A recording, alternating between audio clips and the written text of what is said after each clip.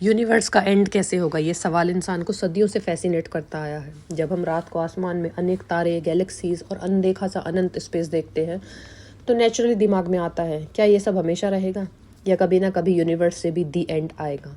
Scientist के पास इसके कुछ स्ट्रॉन्ग थ्योरीज हैं। एग्जैक्ट जवाब अभी किसी को नहीं पता, लेकिन रिसर्च हमें कुछ पॉसिबल सिनेरियोज बताती है। और सिंपल भाषा में समझते हैं इसे। यूनिवर्स की शुरुआत समझो, तब एंड समझ आएगा। साइंटिस्ट के हिसाब से यूनिवर्स की शुरुआत लगभग 13.8 बिलियन साल पहले एक ह्यूज एक्सप्लोजन से हुई थी, जिसे बिग बैंग कहा जाता है। उस टाइम यूनिवर्स एक छोटे से बहुत गर्म और डेंस पॉइंट में था।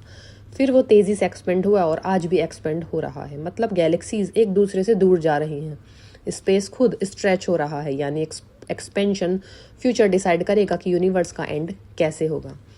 3 main theories of universe and. Scientist के पास 3 मेजर आइडियाज हैं। पहला, बिग फ्रीज, हीट डेथ, सब ठंडा और अंधेरा। ये सबसे ज़्यादा एक्सेप्टेड थ्योरी है। इस थ्योरी के अकॉर्डिंग यूनिवर्स हमेशा एक्सपेंड करता रहेगा। गैलेक्सीज इतनी दूर हो जाएंगी कि उनकी लाइट भी एक दूसरे तक नहीं पहुंचेगी। स्टार्स धीरे धीरे अपना फ्यूल खत्म कर देंगे और बुझ जाएंगे। फिर क्या होगा? नए स्टार्स बनने बंद हो जाएंगे, पुराने स्टार्स मर जाएंगे, यूनिवर्स ठंडा होता जाएगा, एनर्जी इवनली स्प्रेड हो जाएगी। आखिर में यूनिवर्स एक डार्क, कोल्ड और लाइफलेस जगह बन जाएगा। टेम्परेचर ऑलमोस्ट एब्सोल्यूट जीरो के पास चला जाएगा। इस स्टेज को हीट डेथ भी कहते हैं। सिंपल वर्ड्स में यूनिवर्स धीरे धीरे फ्रीज हो जाएगा। कोई एक्सप्लोजन नहीं, कोई ड्रामा नहीं, बस silent ending. Number 2, big crunch, सब वापस सिकुड़ जाएगा। ये थ्योरी थोड़ी फिल्मी लगती है। इसमें माना जाता है कि एक टाइम बाद यूनिवर्स का एक्सपेंशन रुक जाएगा, फिर ग्रेविटी सब कुछ वापस खींचना शुरू करेगी। गैलेक्सीज एक दूसरे के पास आने लगेंगी, यूनिवर्स श्रिंक होगा, सब कुछ गर्म और डेंस होता जाएगा। एंड में पूरे यूनिवर्स एक छोटे से अल्ट्रा डेंस पॉइंट में कोलैप्स हो सकता है, बिल्कुल बिग बैंग के रिवर्स जैसा। इसको बिग क्रंच कहते हैं। मतलब यूनिवर्स एक्सपेंड होने के बाद वापस क्रंच हो जाएगा। लेकिन प्रॉब्लम, अभी तक के ऑब्जर्वेशंस बताते हैं कि एक्सपेंशन स्लो नहीं हो रहा बल्कि फास्ट हो रहा है, इसलिए बिग क्रंच के चांसेस कम लगते हैं। ये सबसे ड्रामेटिक थ्योरी है। नंबर 3, बिग रिप, सब कुछ फट जाएगा। इसके अकॉर्डिंग एक मिस्टीरियस फोर्स, जिसे डार्क एनर्जी कहा जाता है, यूनिवर्स को एक्सपेंड कर रही है।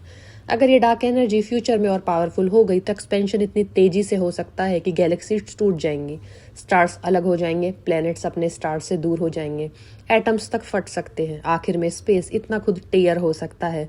इस सिनेरियो को बिग रिप कहते हैं। मतलब यूनिवर्स लिटरली फट जाएगा। ये थ्योरी एक्साइटिंग है, पर इसके प्रूफ अभी स्ट्रांग नहीं है। डार्क एनर्जी का रोल प्ले करती थी। डार्क एनर्जी क्या रोल प्ले करती है? यूनिवर्स के एंड को समझने में डार्क एनर्जी सबसे बड़ा फैक्टर है। साइंटिस्ट को लगता है कि यूनिवर्स का लगभग 68% हिस्सा डार्क एनर्जी है। प्रॉब्लम यह है कि हमें पता ही नहीं एक्चुअली है क्या। बस इतना पता है कि एक्सपेंशन को एक्सेलरेट कर रही है। अगर डार्क एनर्जी स्टेबल है, बिग फ्रीज लाइकली। अगर स्ट्रांग हुई, बिग रिप पॉसिबली। अगर वीक हुई, बिग क्रंच पॉसिबल। मतलब डार्क एनर्जी ही फ्यूचर डिसाइड करेगी। कब होगा यूनिवर्स का एंड? गुड न्यूज़, बहुत बहुत दूर फ्यूचर में। अगर आप बिग फ्रीज हुआ तो ट्रिलियंस ऑफ ईयर्स लगेंगे। ह्यूमंस तो बहुत पहले ही एग्जिस्ट नहीं करेंगे, इवन स्टार्स भी नहीं बचेंगे, तो टेंशन लेने की ज़रूरत नहीं।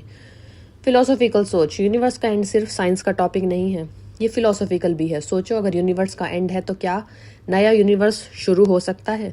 क्या बिग बैंग और बिग क्रंच का साइकिल चलता रहे? क्या मल्टीवर्स एग्जिस्ट करता है? ये क्वेश्चंस अभी ओपन है।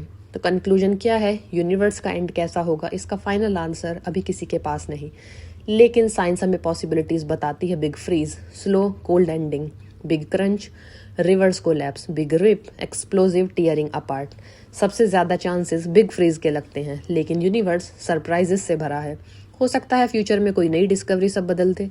एक बात पक्की है, यूनिवर्स का एंड कभी ना कभी होगा, पर इंसान उससे बहुत पहले ही अपनी कहानी लिख चुका होगा।